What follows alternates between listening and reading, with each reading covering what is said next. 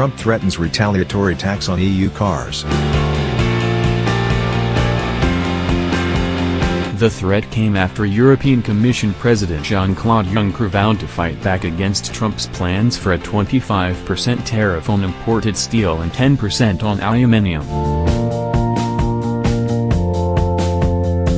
U.S. President Donald Trump has threatened a new tax on imports of cars from the European Union in response to threats of retaliation against U.S. tariffs on steel and aluminium. The EU said on Friday that it was considering tariffs against a range of U.S. goods in response to Trump's plans for a 25% tariff on imported steel and 10% on aluminium.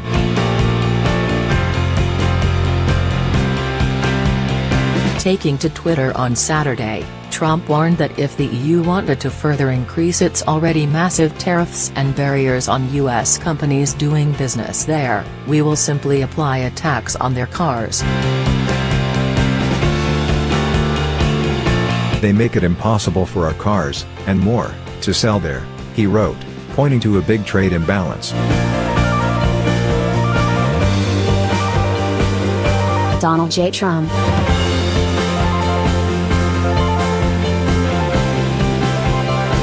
If the EU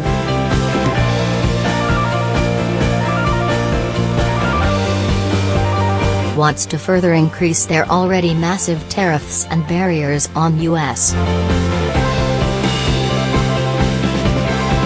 companies doing business there, we will simply apply a tax on their cars which freely pour into the U.S. They make it impossible for our cars, and more, to sell there.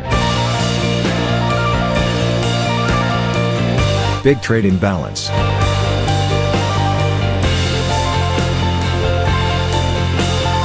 The remarks on Twitter came after European Commission President Jean-Claude Juncker said he would consider tariffs on iconic U.S. brands like Harley-Davidson, Levi's and Bourbon.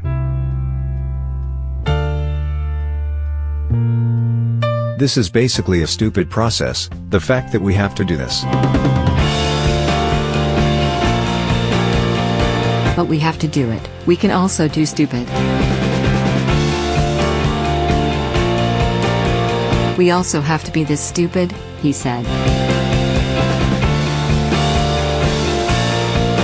In a second tweet on Saturday, Trump said the U.S. had an $800 billion yearly trade deficit because of our very stupid trade deals and policies.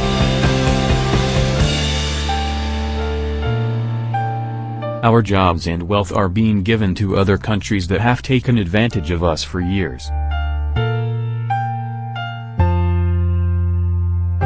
They laugh at what fools our leaders have been. No more.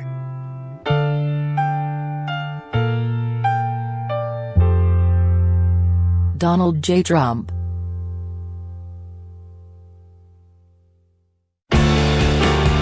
The United States has an $800 billion yearly trade deficit because of our very stupid trade deals and policies. Our jobs and wealth are being given to other countries that have taken advantage of us for years. They laugh at what fools our leaders have been.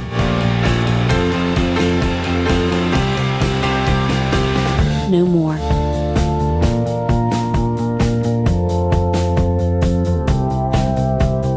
Arantxa Gonzalez, executive director of the Geneva-based International Trade Center, told Euronews on Friday that the U.S. president's so-called protective measures would end up punishing American workers.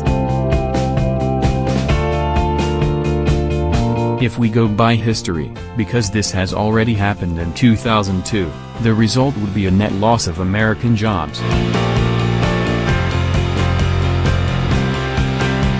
This is what we saw in 2004 with 200,000 jobs being lost in the United States, mostly in the user industry as a result of the steel protectionist measures taken by the Bush administration at the time, he said.